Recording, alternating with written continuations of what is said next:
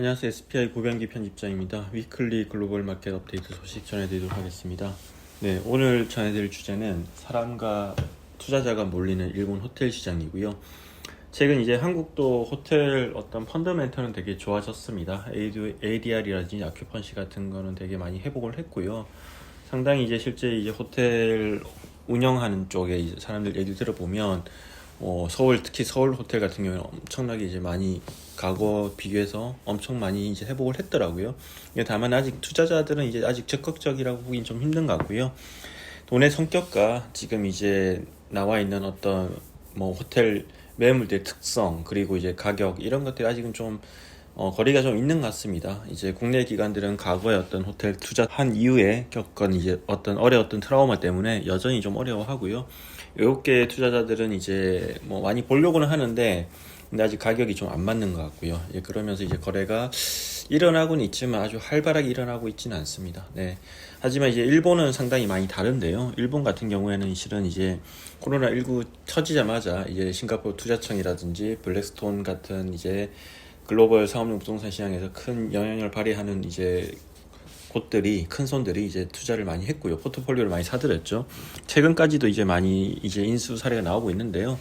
KKR도 이제 거캐피탈 같이 올 상반기에 이제 도쿄에 있는 하얏트 리젠시 호텔을 샀고요. 그리고 또 이번에 보면 최근에 또 하나 이제 대형 호텔 거래 소식이 있는데요.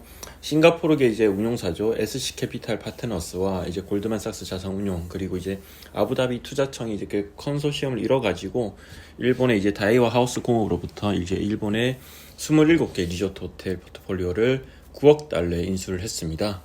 네, 이 호텔 포트폴리오 같은 경우에는 이제 일본 전역에 주요 관광지에 있는 이제 7,124개의 객실로 구성되어 있고, SC캐피탈이 지분 가반 이상을 소유하고 있는 자산운용사, 현지 운용사 재팬 호텔 리츠 어드바이저가 있는데 여기가 이제 운영하는 역할을 할 예정이라고 합니다. 이제 사진에서 보시는 바와 같은 이런 오키나와의 호텔을 포함해서 이제 27개 호텔이 포함되어 있고요. 네, 그리고 이 외에도 일본에서 이렇게 호텔 비즈니스 확장하는 사례들이 이제 많이 나오는데요. 투자자뿐만 아니라 이제 호텔 운영업체, 이제 프랑스의 호텔 체인 아코르죠. 아코르도 이제 일본 호텔 사업을 확대하겠다고 최근에 발표를 했습니다. 이제 아코르는 이제 오는 2024년 봄까지 이제 23개의 호텔을 새로 개업을 해서 현재 일본에서 운영하는 호텔 수를 2배로 늘린다고 밝혔고요.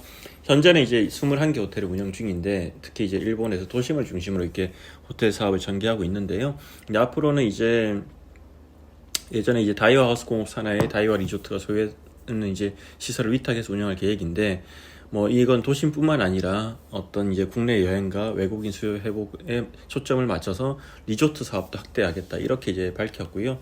실제로 보면 치바현, 오이타현, 미에현 같은 등에 위치한 리조트가 중심이 되고요.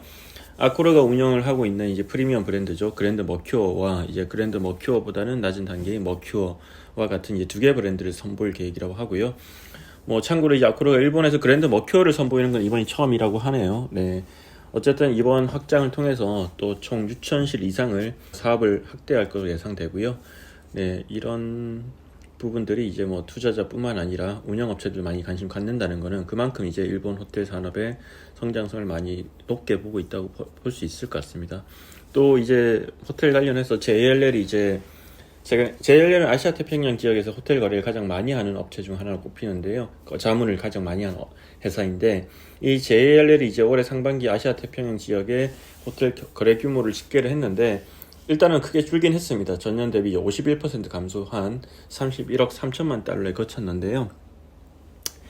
코로나19 이후에 이제 관광산업이 빠른 회복세를 보이고 있는 건 맞지만 아직까지 거시 경제적인 측면을 보면 여러 부분들이 많고 이 자금 조달이 원활히 이루어지지 않다 보니까 호텔 거래 감소로 이어졌다고 분석을 했고요. 가장 크게 이제 많이 하락하는 시장 중에 하나가 중국이고요. 중국은 전년 동기 대비 76%, 그리고 싱가포르가 95% 하락을 했고요. 그리고 호주가 이렇게 크게 하락했고, 반면에 이제 앞서 저희가 일본 호텔 얘기를 계속 하고 있는데 일본은 상반기 호텔 거래 규모가 전년 대비해서 이제 56% 증가한 15억 4천만 달러를 기록을 했고요. 또 일본 외에도 이 호주와 뉴질랜드 지역도 전년 동기 대비해서 189% 증가한 8억 2천만 달러를 기록해서 상당히 호조를 보였습니다. 네. 전반적으로 이제 JLL은 올해 이제 다만 올해 전반적인 아시아 태평양 지역 호텔 거래 규모는 이제 좀 줄을 걸로 예상을 했는데요. 당초 예상보다 한 24% 줄은 87억 달러 정도가 될 것으로 예상을 했습니다. 일본 호텔 시장은 이제 최근에 뭐 또 엔저 효과로 워낙 또 관광객이 많이 몰리다 보니까 계속해서 수요가 늘어나고 있는데 아마 올 한 해도 계속 거래가 많이 이제 이런 굵직굵직한 거래 사활들이 나오지 않을까 예상을 하고 있고요.